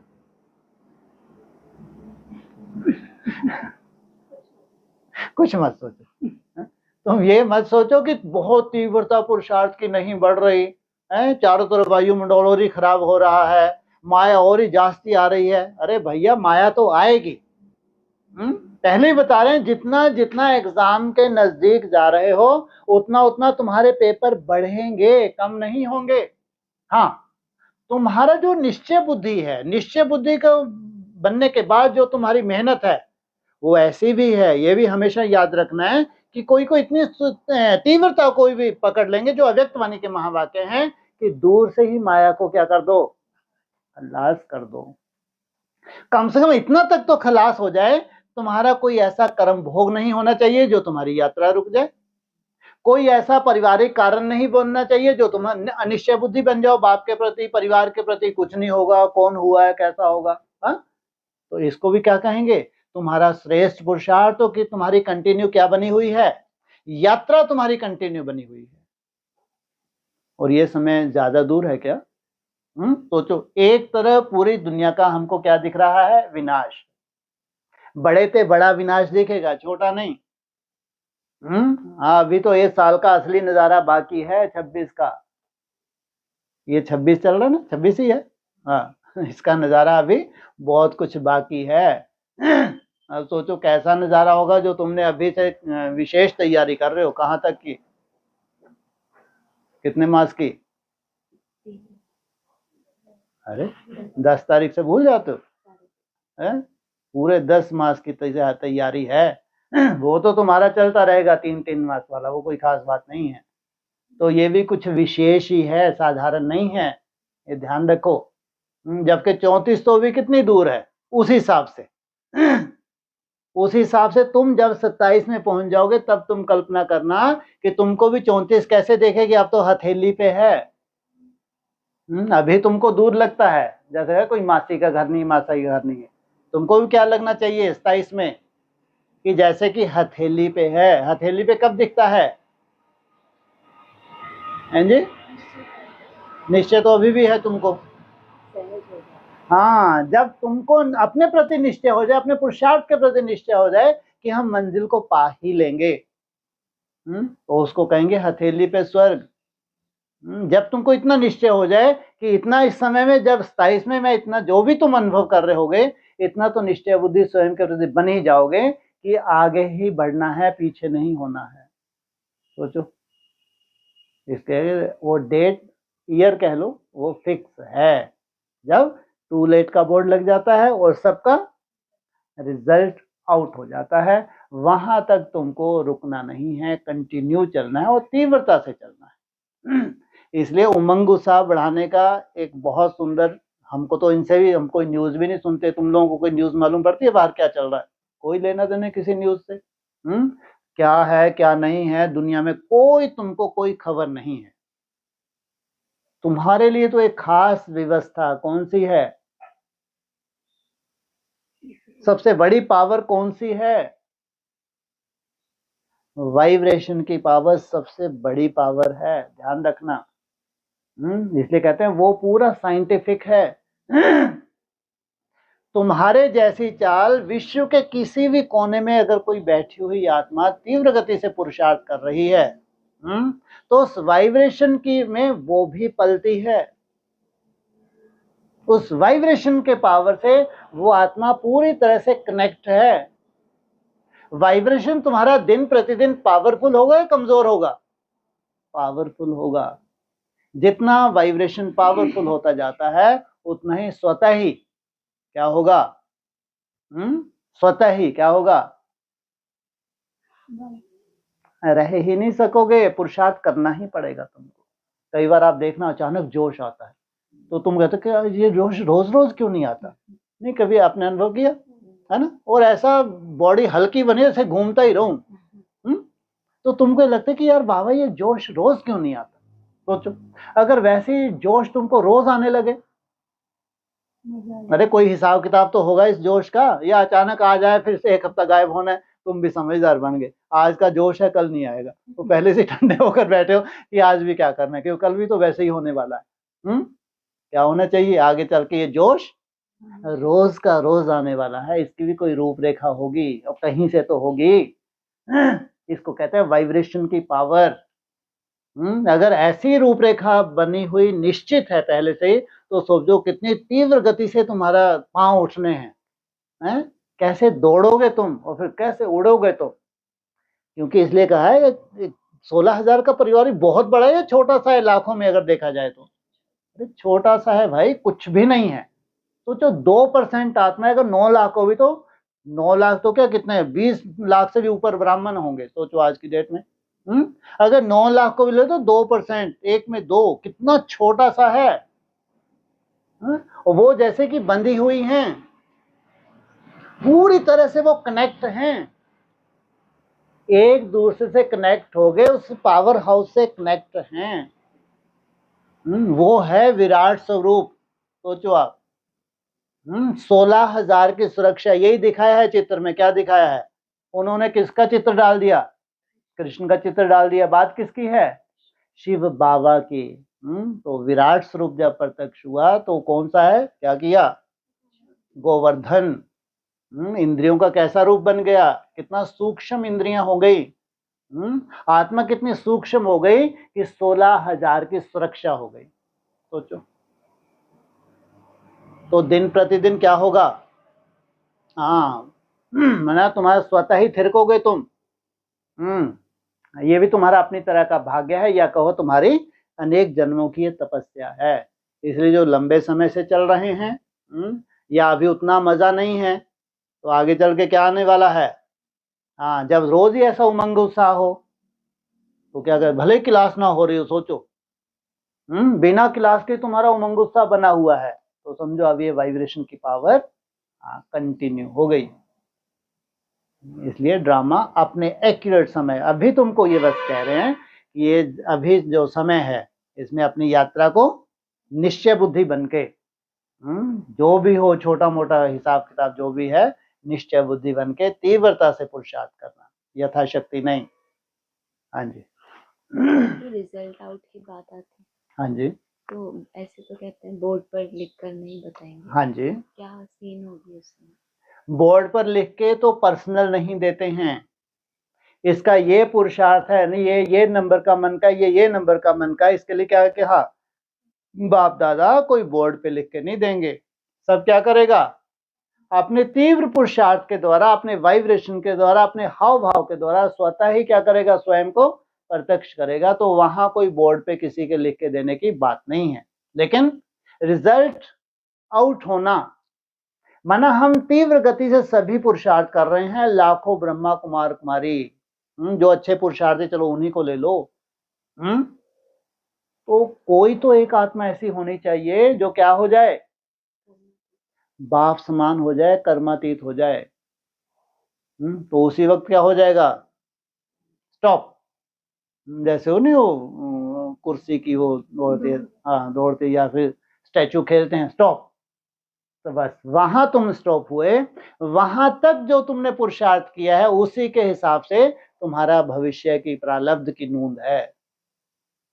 उस वक्त जब स्टॉप हुआ, जिसने सबसे पहले टच किया उस रस्सी को, उस रिबन को, उसके पीछे जो जो दौड़ रहे हैं जिस नंबर पे, वही नंबर अर्थात वही फिक्सेशन है।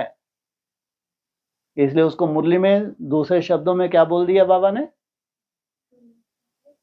और जब तक, हाँ ऐसे हाथ करके बोल रहे हैं, जब तक इसका शरीर हाँ जब तक ये ब्रह्मा का शरीर है तब तक तुम्हारा पुरुषार्थ है। इसका शरीर जरूर छूटेगा, ये मत सोचो इसका शरीर नहीं छूटेगा और रिजुमिनेट हो गए और लंबी आयु। जब तक इसका शरीर है तब तक तुम्हारा पुरुषार्थ है। जब तक इसका 100% देहभान खत्म नहीं होता तब तक शरीर बना हुआ है। 100% देहभान खत्म होना माना शरीर का छूटना।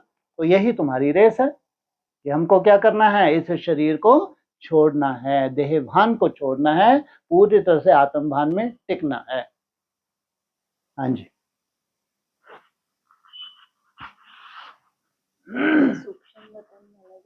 हाँ जी। सूक्ष्म वतन यहाँ भी पहले रचा, माना जो खेल पाल हुए वो क्या था? वो सूक्ष्म वतन था। ज्ञान तो बहुत धीरे धीरे, पहले तो जो लीला जितनी भी चली है आदि में कौन सी चली है?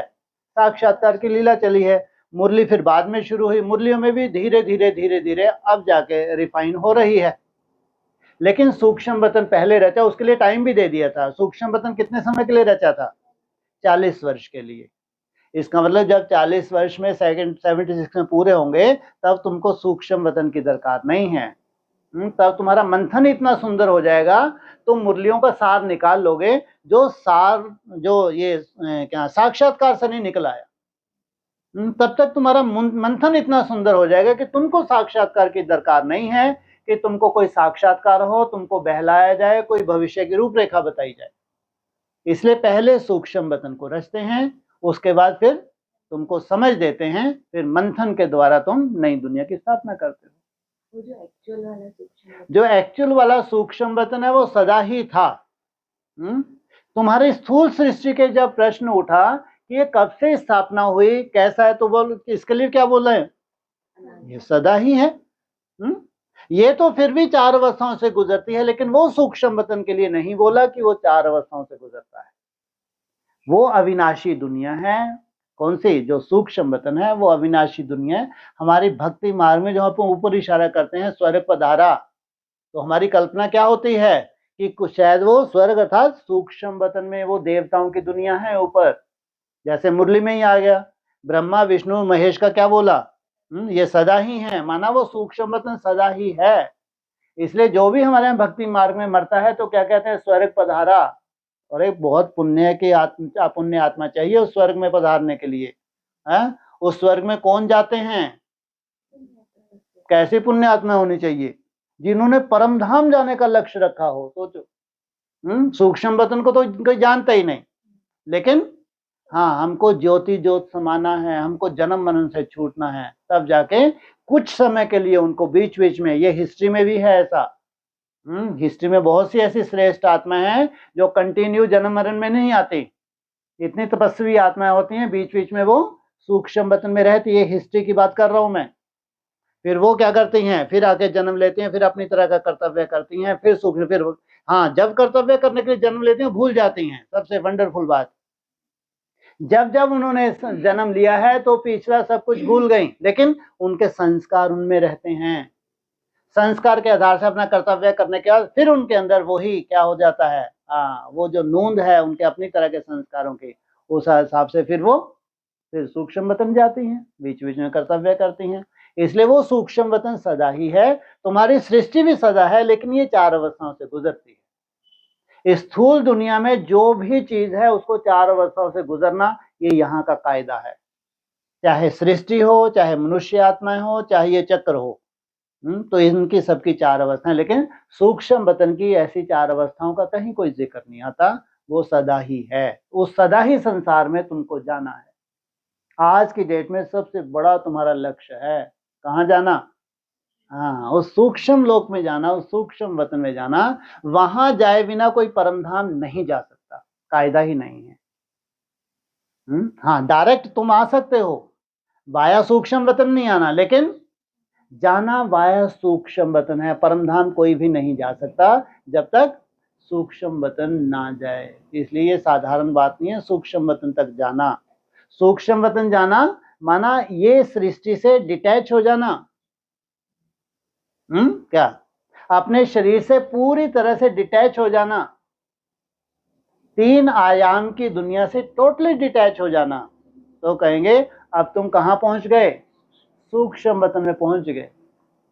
साधारण बात है, लेकिन ये है सबसे बड़ा तुम्हारी नई दुनिया का लक्ष्य।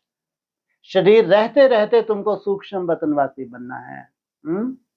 सूक्ष्म वतन में फिर तुमको परम धाम को इस धरा पे उतारना, ये है तुम्हारी नई दुनिया का लक्ष्य। इतना बड़ा लक्ष्य कहीं भी नहीं है। सोने की बनी बनाई दुनिया, जहां जाना है शरीर छोड़ के जाना है, वो तो हमने बहुत कहानियां सुनी है। लेकिन शरीर रहते रहते फरिश्ता प्रैक्टिकल बनना, शरीर रहते रहते निराकारी स्टेज प्रैक्टिकल धारण करना, ये कोई लक्ष्य नहीं है, अभी तक था ही नहीं। हाँ अव्यक्तवाणी सुना जरूर, कल्पनाएं बहुत की, लेकिन प्रैक्टिकल आज तक नहीं हुआ। ये है नई दुनिया का बड़े से बड़ा लक्ष्य, ब्राह्मण सो फरिश्ता। ये है तुम्हारा प्रैक्टिकल स्वरूप। हाँ जी, ये जो बौद्धों के अंदर ये संकल्प आता है कि हमें मोक्ष मिले, हाँ जी, भक्ति मार्ग में भी, तो उन्होंने किसी को तो देखा होगा ना कि किसी को मोक्ष मिला। शास्त्रों में पढ़ा है उन्होंने। बाबा एकदम मना कर देते हैं कि ऐसा संभव नहीं। बाबा इसलिए मना कर देते हैं क्योंकि ये बहुत बड़ी सच्चाई है। लेकिन शास्त्रों में तो लिखा हुआ है ना कि ये सृष्टि कैसी है, ये एक स्वप्न है। शास्त्रों में सृष्टि को क्या बताया है, ये एक स्वप्न है। जितने भी तुम्हारे सुख हैं ये स्वप्न है, क्योंकि जब तक शरीर है तब तक स्वप्न, ये सुख है। जिस दिन तुम्हारा शरीर छूटेगा उस दिन ये तुम्हारा सुख गायब। तो ये अल्पकाल का बताया। तो फिर उसके बाद कौन सी कल्पना दी तुमको ताकि इस स्वप्न में ना फंस जाएं? तुमको कल्पना दी कि ऐसी एक दुनिया है जहां तुम जन्म मरण से छूट जाते हो, जहां भगवान रहते हैं। जो अच्छी तपस्वी आत्मा है, तो उन्होंने कौन सा पुरुषार्थ किया कि हमको जन्म मरण से छूटना है, हमको आना ही नहीं है।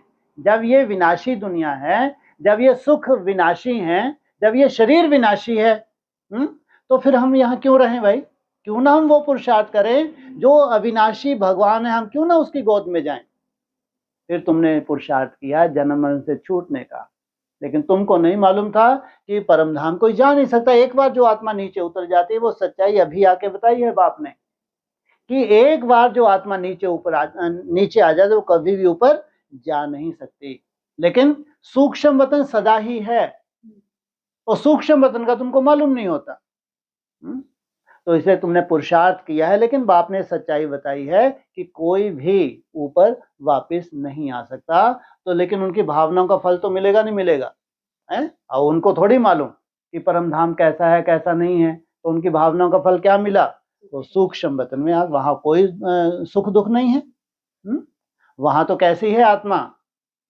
कोई भोग नहीं है। सोचो कितना सुखी आत्मा है, सोचो। लेकिन सूक्ष्म है, शरीर भी सूक्ष्म है और संसार भी सूक्ष्म है। वहां कोई भोग की जरूरत नहीं है और आत्मा एकदम मस्त। तो वो अविनाशी दुनिया है जिसमें तुम जाते हो, लेकिन फिर कुछ समय के बाद तुमको फिर पहाड़ पे जाने के लिए आना पड़ता है। लेकिन वो 3 जो देवताएं हैं वो पहाड़ पे जाने के लिए नहीं आते। मुरली के में जो बोला है, वो 3 देवताएं, उनका कोई पार्ट नहीं है। लेकिन तुम पार्ट से मुक्त नहीं हो सकते। तुम बहुत वैल्यूबल पार्टधारी हो, तुम हीरो पार्टधारी हो, तुम पार्ट से मुक्त नहीं हो सकते, और उनके लिए कोई पार्ट नहीं है। हाँ जी। तो निराकारी आत्माओं के लिए तो बोला वहाँ पे झाड़ है। हाँ जी। हाँ, भक्ति मार्ग में जो बहुत भक्ति करते हैं, मोक्ष ठीक है। के लिए, हाँ, तो वो भी तो सूक्ष्म वतन जाएंगे। ठीक है। तो वहाँ भी क्या ऐसी कैटेगरी? सूक्ष्म वतन में सबसे नीची कैटेगरी है पाताल लोक। सूक्ष्म वतन में भी कैटेगरी, एक कैटेगरी नहीं है। सूक्ष्म वतन सबसे निकृष्ट कैटेगरी कौन सी है? पाताल लोक। माना ये भी सूक्ष्म, लेकिन इनको सजाएं ही खानी है। जो बाबा कहते हैं ना, सबको कहां से जाना पड़े? सूक्ष्म वतन से। वो धर्मराजपुरी बताया है। सूक्ष्म वतन कहाँ? फरिश्तों की दुनिया है। कहाँ? वही सूक्ष्म वतन क्या है? पाताल लोक नहीं। कोई रटा रटाए बोल देती है फटाफट। धर्मराजपुरी मूल्य के हिसाब से बोलो, है ना।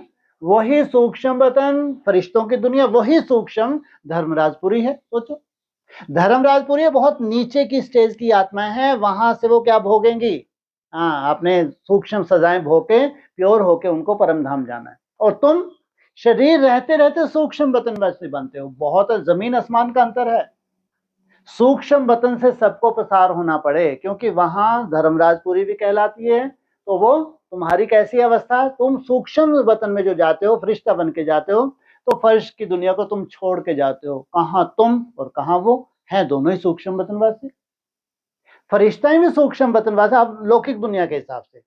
जो अव्यक्त आत्मा है, जिनको हम लोग मानते हैं हिमालय में बहुत सिद्ध पुरुष हैं, और दूसरा हम मानते हैं जो प्रेत योनि है बरबुडा ट्रायंगल में, दोनों ही सूक्ष्म वतनवासी हैं। ये दोनों के स्थूल शरीर नहीं है भाई, है ना। वो भी सूक्ष्म वतन में रह रहे हैं, लेकिन सबसे नीचे है पाताल लोक, यही शास्त्रों में है और ये साइंटिस्ट ने भी बता दिया। तो सूक्ष्म वतन जो हमारा ऊपर है, जहां सिद्ध पुरुष रहते हैं, तो वो साइंटिस्ट कोशिश कर रहे हैं, सोचो, कि उस सूक्ष्म लोक को देख सकें। लेकिन सैटेलाइट के द्वारा वो सूक्ष्म लोक को नहीं देख सकते। इसलिए यहां भी क्या हो गए? जो प्रेत योनि है वो सबसे निष्कृष्ट, सबसे कमजोर आत्मा है, सबसे नीचे है वो सूक्ष्म वतन में। जितनी श्रेष्ठ आत्मा है वो सबसे ऊपर रहती हैं सूक्ष्म वतन में भी। उसके ऊपर फिर परम धाम सबको जाना है। अब ये बरमुडा ट्रायंगल खाली हो जाएगा, सोचो कितना बड़ा पुण्य होगा अभी। इसलिए भगवान आया है। इनको सजा ही थोड़ी, इनको बेचारों को सजा देते रहेंगे। कब से सजा खा रही है ये? अमेरिका को इन्होंने ही बसवाया है कि हमारा भी तो कभी स्वर्ग आना चाहिए। अभी वास्तव में अगर तुम देखो, ये जितने भी अमेरिका के, चाहे डोनाल्ड ट्रंप है, चाहे उसके जो मेन है, उन्हें सोचो कितने बड़े भूत होंगे। उनको लगता है बस इतना पैसा होना चाहिए, बस अमेरिका ही बचना चाहिए, कुछ नहीं बचना चाहिए। सोचो उनकी विचारधारा देखो आज की डेट में। उन सबको वो चांस मिला है। सोचो, लास्ट में जो निष्कृष्ट आत्माएं थी, कमजोर आत्माएं थी, उनको चांस मिला है। और पूरी वो माया की नगरी है। सोचो, उनका एक ही, किस आधार से मुरली में बताया, किस आधार से उन्होंने पैसा कमाया है, किस आधार से। मुरली के में क्या बोला, विदेशियों के लिए इन्होंने पैसा बहुत ज्यादा कमाई किससे हुई है इनकी, है जी? किस चीज, क्या इन्वेंशन की इन्होंने जो सबसे पैसा कमाया मुरली में? हाँ, बम्स, हाँ, बारूद बना के इन्होंने पैसा कमाया। सोचो, जो बरमुडा ट्रायंगल की आत्मा विनाशकारी आत्माएं हैं, तो क्या करेंगी? बारूद सबसे महंगा बिकता है, चाहे हवाई जहाज हो जो बारूद फेंकने वाले हैं, या जो एटम बम है, जितने मिसाइल हैं, बहुत महंगे हैं ये। इन्होंने मुरली में बोला है कि सबसे ज्यादा पैसा कमा रहे हैं वो। सोचो आप, क्योंकि वहां बैठे ही कौन है, सब भूत ही तो बैठे हैं कि पूरी दुनिया खत्म हो जाए और हमारी दुनिया बची रहे। जबकि भूतों की दुनिया खत्म होनी है और भगवान की दुनिया बची रहेगी। अविनाशी दुनिया बताते हैं हिमालय में है, अविनाशी आत्मा है, और वो है पाताल में। तो अमेरिका के पड़ोस में ही है, तो उन्होंने क्या, वो ही उनको टापू मिला, उस टापू में अपनी दुनिया बसा ली भूतों ने। आज की डेट में पूरे ये भूत जितने भी हैं, ये संसारी भूत, सब अमेरिका जाना चाहते हैं। ये भूत ही हैं। जो पैसे वाले, इनको क्या कहेंगे, भूत, बड़े बड़े भूत हैं ये मुरली के हिसाब से। जितना अरब खरबपति है, सबसे बड़ा भूत है। तो वो क्या जाना चाहता है, अमेरिका, बस वहीं सेफ्टी है। सोचो, ये हमारे भगवान के महावाक्य हैं। इसलिए वो भूतों की दुनिया है, ये पंप एंड शो है जो इनको दिख रहा है। प्रकृति करेगी अभी फैसला। जो प्रकृति का भी रूप बनेगा, वो देखना भी क्या ड्रामेबाजी होती है। हाँ, बना लेंगे अपने हिसाब से, हो सकता है कैसे कैसे शील्ड बना लें कि कोई बम का असर ना हो, कोई एटम बम का असर ना हो, वो करेंगे अपने, कोई पैसे की कमी नहीं है। लेकिन भगवान का अपना मिशन है। कहाँ तुम अपनी शील्ड तैयार कर रहे हो? सोचो, योग बल के द्वारा, ये है वाइब्रेशन की पावर, कहाँ उनकी स्थूल शील्ड हैं, है? तो वो तो आज नहीं तो कल फेल होनी ही है। लेकिन तुम जो शील्ड तैयार कर रहे हो, जो वाइब्रेशन की पावर तुम जो बना रहे हो, ये है अविनाशी, ये है श्रीमत, ये है भगवान की पावर, और वो है भूतों की पावर। क्योंकि देह अभिमान है, देह अभिमान के आधार से पूरा उनकी इन्वेंशन है। इसलिए पूरी दुनिया में अगर देखो तो वास्तव में आज की डेट में तुमको भूत भी दिख जाएंगे और फरिश्ते भी दिख जाएंगे। हाँ, ये है श्रेष्ठ आत्माएं सब धर्मों में होती है। हाँ, और कमजोर आत्माएं सब धर्मों में होती हैं, चाहे हिंदू है, चाहे मुस्लिम है, सिख है, ऐसा ही है। इसलिए बाबा तो क्या करते हैं, वर्तमान समय सभी आत्माओं को मुक्ति देने के लिए आए हैं। इसलिए अब जाके वो चारा, वो बरमुडा ट्रायंगल है जो है, उनको भी क्या मिलेगी, मुक्ति मिल जाएगी। जब तक तुम कहाँ रहोगे, तुम जब तक स्वर्ग में रहोगे तो वो मुक्ति में रहेंगे। फिर वो आत्माएं नीचे उतरेंगी, कमजोर आत्माएं, और फिर उनका शुरू हो जाएगा काले मृत्यु का कार्यक्रम। और फिर वो बेचारे अपने पताल में जाएंगे, फिर आएंगे, फिर जाएंगे, फिर इनका चलता रहेगा कार्यक्रम। माना वो पताल लोग ऐसा नहीं कि अभी बना है, 500 वर्ष पहले, उससे पहले भी वहां आदिवासी थे। लेकिन अब उसको क्या बनना था, पताल लोग वालों के लिए बहुत बड़ा स्वर्ग बनाना था, कि अंत में कभी तो इनको स्वर्ग मिले, और ऐसा स्वर्ग दें कि पूरी दुनिया ललायित हो कि अगर जीवन है तो अमेरिका में है जीवन, और कहीं नहीं है। तो वही वंडरफुल खेल अभी चल रहा है। हाँ जी, जैसे हमारे शास्त्रों में है चंद्रमा पर देवताओं का वास है, हाँ जी, ऐसे सूक्ष्म वतन के लिए ऐसा है कि अलग अलग जो भी ग्रह, ये बाबा ने बहुत सूक्ष्म में इशारा दे दिया कि अनेक दुनियाएं बसाई हैं। ये महावाक्य है मुरली का कि अनेक दुनियाएं बसाई हैं। इसका मतलब ये तो विनाशी दुनिया है, बाकी अंतरिक्ष में क्या कुछ है, सूक्ष्म में कितने बड़े रहस्य हैं, तो वो तो आगे चल के जब सूक्ष्म स्टेज पकड़ेंगे तभी प्रैक्टिकल होगा। लेकिन मुरली के महावाक्य हैं कि अनेक दुनिया बसाई हैं। इसका मतलब सूक्ष्म दुनिया में भी, सूक्ष्म दुनिया का कितना बड़ा रहस्य है। तो वो रहस्य जब खुलेगा तो तुम कम से कम तुम भाग्यशाली हो, जिस हिसाब से तुम मेहनत कर रहे हो, तुमको वो सब रहस्य जानने का क्या है, हक है, अगर उतनी मेहनत करते हो जो जो मुरली में महावाक्य है। लेकिन एड़ी से चोटी तक की ताकत लगानी पड़े। अगर तुमको उन रहस्यों को जानना है तो एड़ी से चोटी तक की पूरी ताकत लगानी पड़े। लेकिन वो जानकारी जरूर मिलेगी। वो जानकारी मिले, फिर ड्रामा अनुसार तुम द्वापर युग से क्या वो जानकारी शास्त्रों में डालो। फिर उसका विस्तार हो जाए तो सार गुम हो जाए, वो बात अलग। लेकिन केवल संगम युग ही है जब तुमको सब कुछ जानने का चांस मिलता है।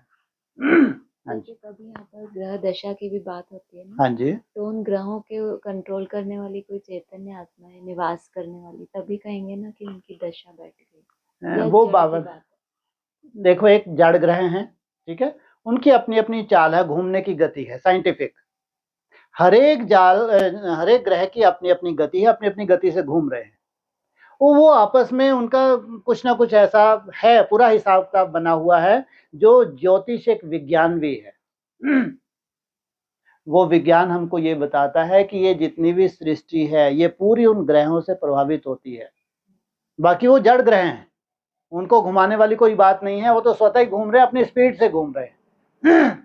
लेकिन उनका घूमना और पूरी सृष्टि को प्रभावित होना, अभी आजकल बहुत चलन है, बहुत से ज्योतिष बता रहे हैं कि ये ग्रहों की वही स्टेशन आने वाली है जो महाभारत काल में थी, क्योंकि उनमें अपनी गति है, घूमने का टाइम पीरियड है, उस टाइम पीरियड में वो गति आती ही है, टाइम पीरियड वो रहता ही है। जिस वक्त प्रकृति की वो हालत होती है, चाहे उसमें भूकंप हो चाहे बाढ़ हो, सब कुछ क्या है, एकदम निश्चित है। सोचो, इतना एक्यूरेट ये घूम रहे हैं, उनकी स्पीड इतनी तेज है। आप तो अपनी धरती की स्पीड देख लो, सोचो, प्लेन की स्पीड से भी कम से कम 3 गुना धरती की स्पीड है, और तुम उसी पे बैठे हो। कभी चक्कर आता है तुमको? सोचो, उसी गति से तुम भी घूम रहे हो। कल्पना करके देखो, जिस ग्रह पे तुम बैठे हो उसकी स्पीड देखो, उसी स्पीड से तुम कंटिन्यू घूम रहे हो, जो तुमको कहीं भी नजर नहीं, एक भी पेड़ नहीं तुमको टूटा हुआ नजर नहीं आ रहा। इसका मतलब और जितने भी ग्रह हैं उनकी अपनी तरह की गति है, लेकिन आपस में इनका हिसाब किताब है। जो उनका हिसाब किताब है वो पूरी सृष्टि के ऊपर प्रभाव आता ही है। इसलिए आने वाले समय में जो ज्यादातर ये भी अपने यहाँ डिस्कस होती है कि साइंटिफिक उन ग्रहों का प्रभाव 800 करोड़ आत्माओं के ऊपर आता है। 800 करोड़ आत्माओं की बात कर रहा हूं, एक भी आत्मा नहीं छूट रही, ध्यान रखना।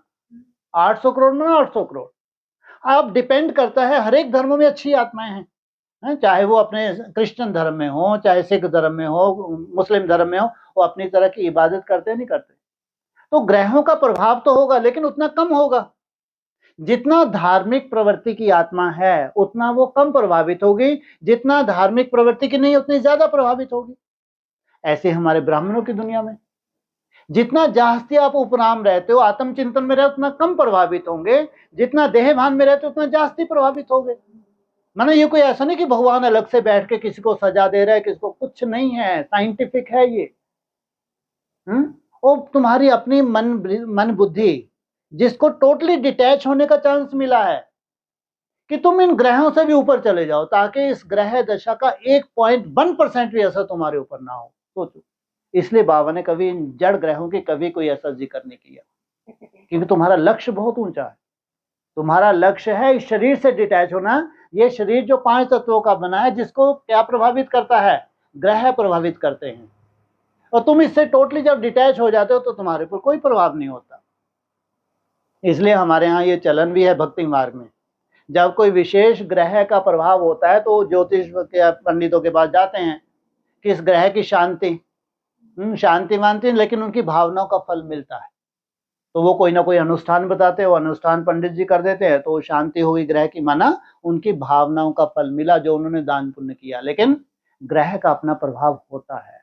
अभी ये ग्रह जो है अपनी चाल के हिसाब से ऑटोमेटिक घूम रहे हैं, लेकिन अभी अंतिम स्टेज में है। जैसे 2500 वर्ष पहले सोचो, कैसे स्टेशन रही होगी। ऐसे नहीं कि 1 सेकंड का खेल, वहां 300 वर्ष, लगभग 250-3 सीढ़ी कटी हुई हैं। ऐसे नहीं कि एकदम ऐसे ही कोई झटका आया पूरी सृष्टि गायब हो गई, ऐसा नहीं है। वहां भी क्या है, 3 स्टेप कटे हुए हैं। ये परिवर्तन के लिए 200, 250, 300 साल का समय लगता ही लगता है। तो हर एक संगम युग, चाहे सतयुग से त्रेता में आए तो भी 250-300 वर्ष का समय लगा, चाहे त्रेता से द्वापर में आए, चाहे द्वापर से कलयुग से सतयुग में जाओगे, उतना ही टाइम पीरियड लगता है। तो जैसे स्टेशन पृथ्वी की 2500 वर्ष पहले बनी थी वो अर्धविनाश था। क्यों? पॉपुलेशन कम थी। अभी पूरी पॉपुलेशन है। तो पॉपुलेशन कितनी कम थी तो कितना बड़ा अर्थक्वेक हुआ होगा कि पूरी सृष्टि ही गुम हो गई। सोचो, कितनी बड़ी बात है ये मुरली में। कि वो सृष्टि ही नहीं दिखती, वो जो कहाँ चलेगी, क्या बोलते हैं मुरली में, पृथ्वी के अंदर चली गई। सोचो कैसी सिचुएशन बनी होगी। तो ये कितनी बड़ी, अभी तुम्हारी जो खड़ी हैं बड़ी बड़ी मंजिल की ये इमारतें वगैरह, तो ये भी कहाँ चले जाएंगी, जमीन दोज हो जाएंगी, क्योंकि ये भी तो नहीं मिलेंगी ना। ये भी जब वैसी सिचुएशन आने तो ये भी नहीं मिलेंगी। तो वो अर्ध विनाश था, पॉपुलेशन कम थी, ये संपूर्ण विनाश है, पॉपुलेशन बहुत ज्यादा है। लेकिन ग्रहों की गति के हिसाब से, पृथ्वी की अपनी गति के हिसाब से सिचुएशन आती ही है।